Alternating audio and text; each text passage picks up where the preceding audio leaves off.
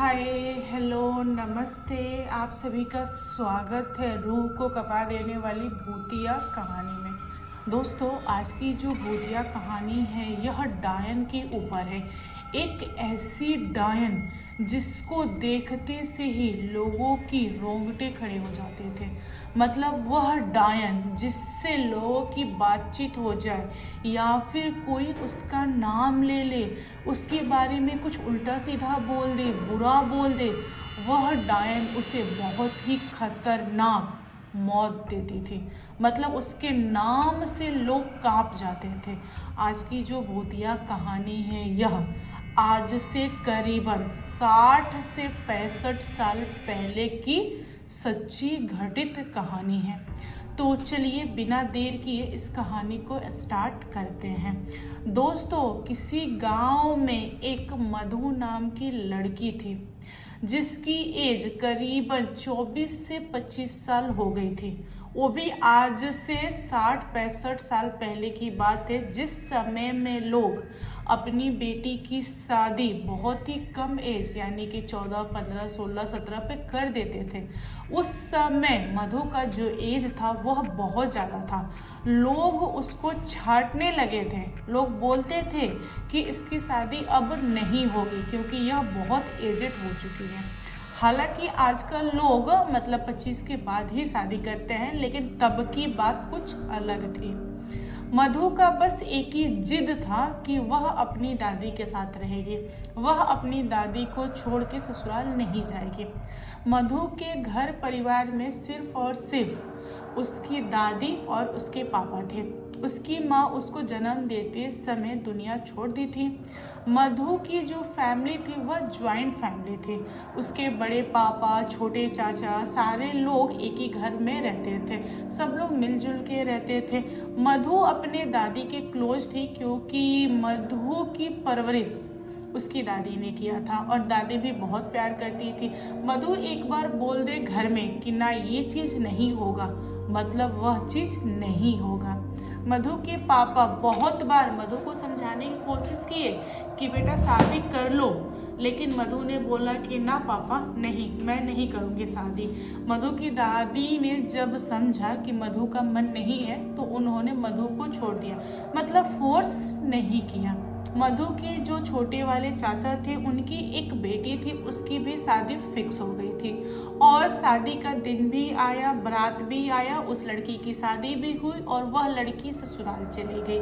6 महीने बाद मधु के घर वालों को पता चला कि वह पेट से है, तो मधु के घर वाले सोचे कि मधु को उसके ससुराल भेज देते हैं। फिर उन लोगों ने विचार किया कि नहीं, मधु को ससुराल भेजेंगे तो यहाँ पे दादी बहुत उदास रहेगी, तो बेहतर है कि जो लड़की प्रेग्नेंट है उसको हम लोग यहीं पे बुला लेते हैं, उसका सेवा सत्कार वगैरह करेंगे, जब बच्चा हो जाएगा देन उसके ससुराल भेज देंगे।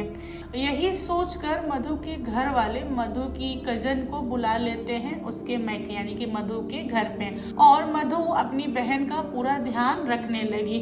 जैसे ही 9 मंथ कंप्लीट हुआ और उस लड़की को सुंदर सा बेटा हुआ, जैसे ही ससुराल के लोगों ने सुना कि लड़का हुआ है तो उन लोगों ने उस लड़की यानी जिसका नाम प्रीति था, मधु की कजन, उसके देवर को भेज दिया कि बच्चा को और प्रीति को घर लाने के लिए यानी कि ससुराल लाने के लिए। जैसे ही प्रीति का कजन पहुंचा प्रीति को बुलाने के लिए, उस समय मधु थी वहां पे प्रीति के साथ। उसने प्रीति के देवर को देखा और प्रीति के देवर ने मधु को देखा, तो इन दोनों को एक दूसरे से बोलते ना पहली बार पहली नजर में प्यार हो गया और इन दोनों ने बात विचार वगैरह किया। उसके बाद इन दोनों ने डिसाइड किया कि हम शादी करेंगे, मतलब एक दूसरे से शादी करेंगे और घर वालों को हम बता देते हैं। प्रीति बहुत खुश हुई क्योंकि प्रीति मधु को मानती थी, तो प्रीति ने सोचा कि मेरी बहन है, घर पे आएगी तो हम दोनों बहन मिलजुल के रहेंगे। उधर प्रीति के ससुराल वाले बोलने लगे प्रीति को कि देखो प्रीति, तुम्हारे देवर की शादी कहीं और हो जाए तो बेहतर है। तुम्हारी बहन का एज एज ज़्यादा है। तो यहाँ पर घर वालों को दोनों लोगों ने मनाया, यानी कि मधु ने अपने घर वालों को मनाया। मधु के घर वाले रेडी थे, उनको कोई भी प्रॉब्लम नहीं था, लेकिन सुमित के घर पे थोड़ा मोड़ा समस्या हुआ, वही एज को लेके हुआ था। बट आगे चल के चीज़ें नॉर्मल हुई और मधु की शादी हो गई। मधु शादी करके पहुंचती है अपने ससुराल। उसको ससुराल गए हुए मात्र 2 महीने ही बीते थे कि घर में गुड न्यूज आ गया। अब यहाँ पर प्रीति ने अपने घर वालों को, यानी कि मैके वाले को बताया कि मधु ससुराल में ही रहेगी, उसका देखभाल मैं कर लूँगी, उसको मैके भेजने की ज़रूरत नहीं है, क्योंकि मैके में कौन है जो उसका देख रेख करेगा। बूढ़ी दादी है तो वह काफ़ी बूढ़ी हो गई है, और मेरी माँ बीमार रहती है, बड़ी माँ जो है वह एजेड हो गई हैं, तो वह भी नहीं कर पाएंगे, तो मैं हूँ मधु के साथ, तो आप लोग चिंता मत कीजिए। तो मधु के जो मैके वाले थे वे निश्चिंत हो गए थे कि प्रीति देख लेगी, और प्रीति देख रेख की, और आगे चलकर मधु को भी एक बहुत ही प्यारा बेटा हुआ। मधु के बेटे को मतलब यही 15 से 20 दिन बीते होंगे, तभी एक दिन अचानक से मधु का पति बहुत ज़्यादा बीमार पड़ा। उसके बाद वह 1 सप्ताह के अंदर ही दुनिया छोड़ दिया। अब यहाँ घर में रोना पीटना वगैरह चालू था, क्योंकि जो बच्चा था वह 15 से 20 दिन का ही था, और मधु की शादी को अभी 1 साल भी कंप्लीट नहीं हुए थे। अब यहाँ पर घर वाले अलग अलग तरह के बातें बना रहे थे। घर वाले तो बोल रहे थे कि मैंने पहले ही सुमित को मना किया था कि इस लड़की से शादी मत करो, लड़की अच्छी नहीं है, इसका पौरा अच्छा नहीं है, यानी कि इसका पाँव अच्छा नहीं है, साल भर के अंदर ही अपने पति को खा गई। और यह चीज़ अड़ोस पड़ोस वाले बोलने लगे, गांव वाले बोलने लगे। लोगों ने मधु के अंदर बहुत सारा कमियां निकालना स्टार्ट कर दिया। दोस्तों, यहाँ पर अगर मधु को कोई सपोर्ट कर रहा था, वह थी मधु की बहन प्रीति। प्रीति लोगों को समझा रही थी, लेकिन प्रीति का कहा हुआ कौन सुने। प्रीति भी तो उस घर की बहू थी, उसका भी लोग नहीं सुनते थे, उसको भी लोग टाल देते थे। लेकिन प्रीति के जो ससुर थे, जो कि मधु के भी ससुर लगते थे, वे बोले कि जो भी हुआ, जैसा भी हुआ, वह हमारे बस में नहीं था, इसीलिए आप लोग इस चीज़ को भूल जाइए और मधु को अपनाइए, यानी कि मधु को घर में रखिए। यह मेरा हुक्म है, आप लोगों को मधु को रखना पड़ेगा, और मधु ने जिस बच्चे को जन्म दिया है उसकी परवरिश करो, मानो कि वही सुमित है।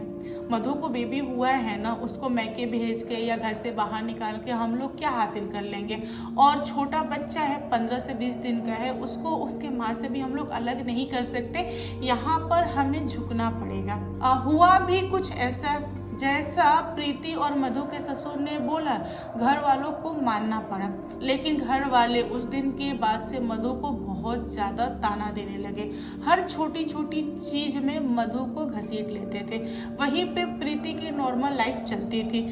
यहाँ पर मधु के मन में ना बहुत ही ज़्यादा दुख भर गया, उसको ना अजीब लगता था, वह अपनी बहन को ही देख के जलने लगी, क्योंकि प्रीति की लाइफ नॉर्मल चलती थी और मधु की जो लाइफ थी वह अजीब हो गई थी, तानों से भर गई थी, गालियों से भर गई थी। और मधु के जो पड़ोसी थे उनके अंदर बहुत ज़्यादा हिम्मत आ गए थे, वे लोग डरते नहीं थे, वे लोग मधु के मुंह पे कुछ भी बोल के चले जाते थे।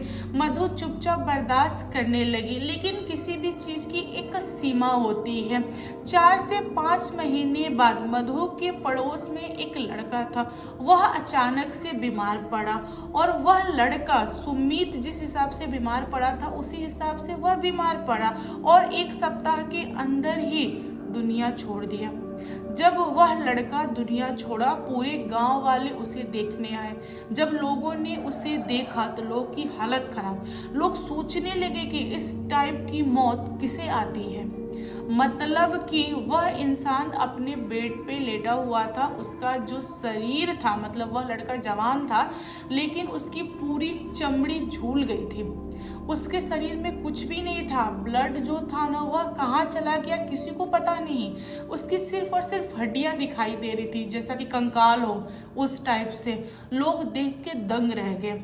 लोगों ने बातें बनाना स्टार्ट कर दिया कि इसको किसी डायन ने मारा है, यह डायन का ही खेल है और हो ना हो यह मधु ने किया है, क्योंकि मधु का जो पति था सुमित, वह भी इसी टाइप से दुनिया छोड़ा था।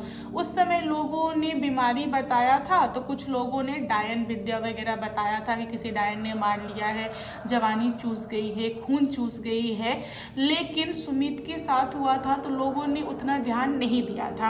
अब यहाँ सुमित के पड़ोसी के साथ हुआ हूबहू एक ही घर आंगन में दो कांड हो गया, हूबहू सेम, तो लोग तो शक करेंगे ही। अब यहाँ पे लोगों के अंदर थोड़ा सा डर आया।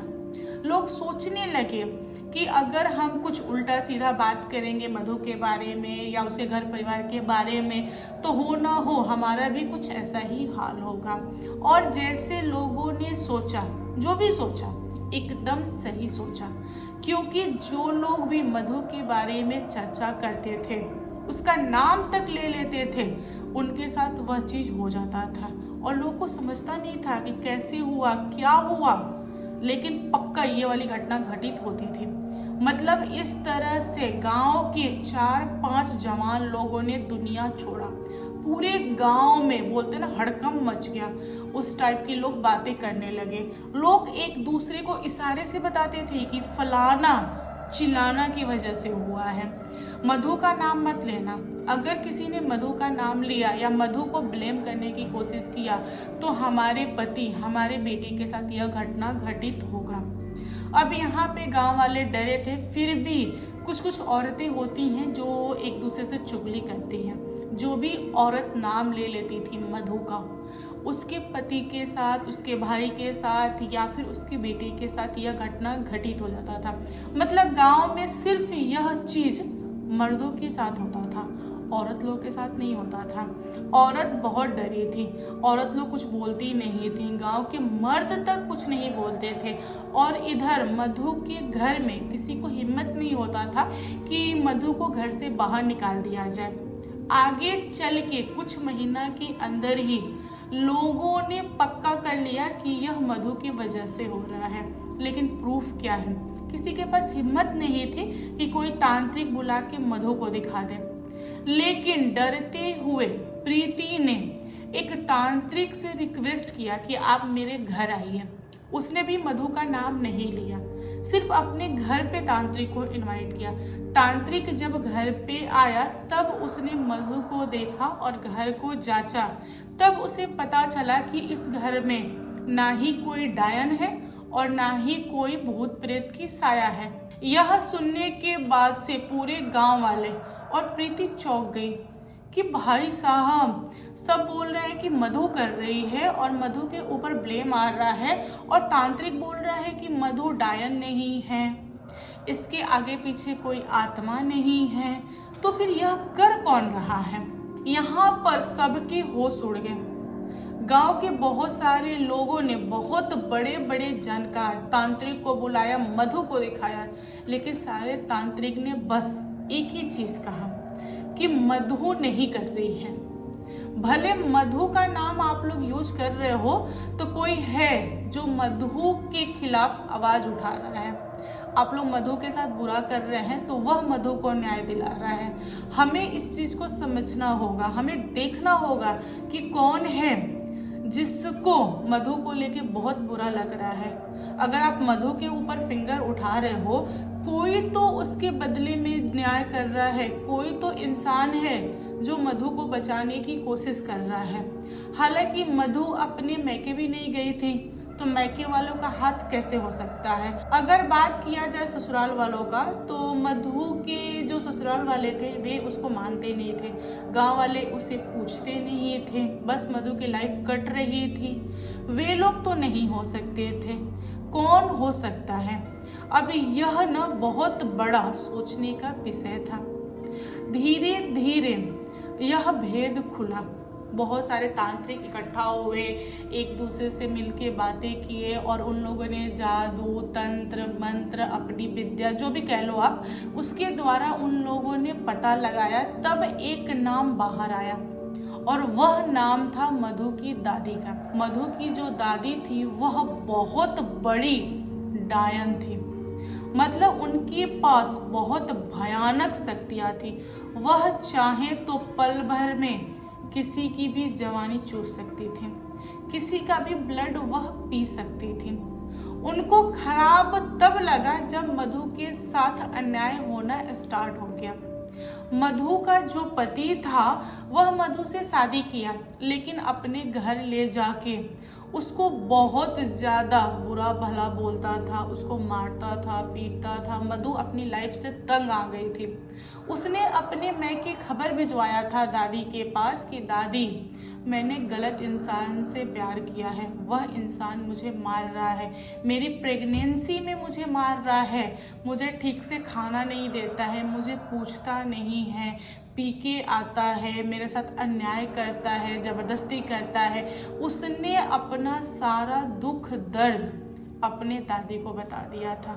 यहाँ पर मधु की दादी ने क्या किया कि मधु को बचाने के लिए मधु के पति यानी कि सुमित की पूरा का पूरा खून चूस लिया, उसकी जवानी चूस गई, उसको मार दिया।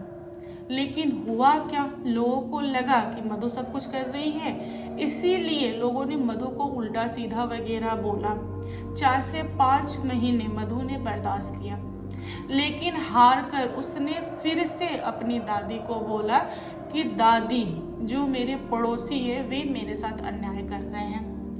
यहाँ पर मधु की दादी ने मधु के मोह माया में उसके पड़ोसी को मारा।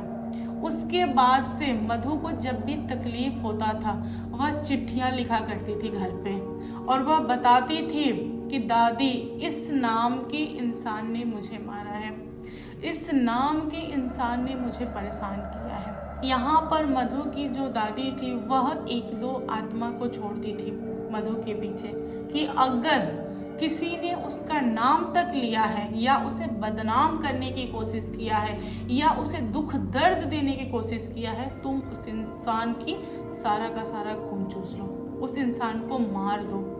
अगर औरतें बात कर रही हैं तो उन्हें भी वह तकलीफ दो जो मेरी बेटी बर्दाश्त कर रही है। अगर मेरी बेटी का पति नहीं है तो उस औरत के पति को मार दो तुम, ताकि उसे भी तो पता चले कि बिना पति का लाइफ काटना कितना खराब होता है, यानी कितना दर्द भरा होता है।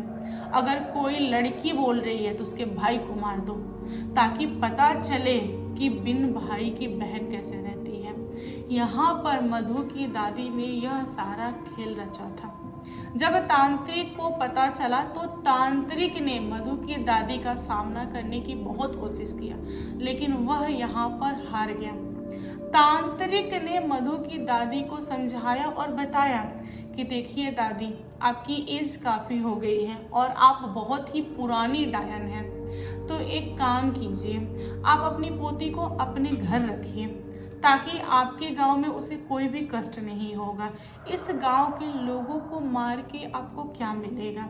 और रहा सवाल आपकी पोती का, तो आपकी पोती यहाँ पे है तभी तो उसे दुख हो रहा है, आप उसे अपने पास रखिए। यह सुझाव मधु की दादी को अच्छा लगा। उन्होंने उस छोटे से बच्चे को और मधु को अपने घर बुला दिया। उसके बाद से मधु की दादी जब तक जीवित रहीं, उन्होंने मधु को और उसके बच्चे की परवरिश किया। आगे चल के लोग बोलते हैं कि मधु की दादी दुनिया छोड़ने से पहले अपनी सारी विद्या मधु को देके गई, बट इसके बारे में मुझे बिल्कुल भी नहीं पता। लोग कहते हैं कि डायन अपनी विद्या अपने साथ नहीं ले जाती है, वह किसी न किसी को देके जाती है। अगर डायन बिना अपनी विद्या शेयर किए हुए दुनिया छोड़ेगी तो उसके पास जितनी भी आत्माएं हैं वह आज़ाद हो जाएंगी और उसके खानदान को परेशान करेगी। इसीलिए डायन अपने खानदान को बचाने के लिए अपनी विद्या अपनी बहू, बेटी, ननद जो भी हो उसके साथ जरूर शेयर करती है। हो सकता हो लोग जो बोल रहे हैं वह सही भी हो सकता है, क्योंकि मधु की दादी मधु को बहुत मानती थी, तो हो सके वह अपनी विद्या अपनी पोती को दे गई हो या फिर अपने साथ ले गई हो। इसके बारे में मुझे ज़्यादा नॉलेज नहीं है। तो दोस्तों, आप लोग बताओ आज की कहानी कैसी लगी। कहानी पसंद आया हो तो प्लीज़ लाइक कीजिएगा और मेरे चैनल पे न्यू आए हो तो सब्सक्राइब करना। Thank you, bye.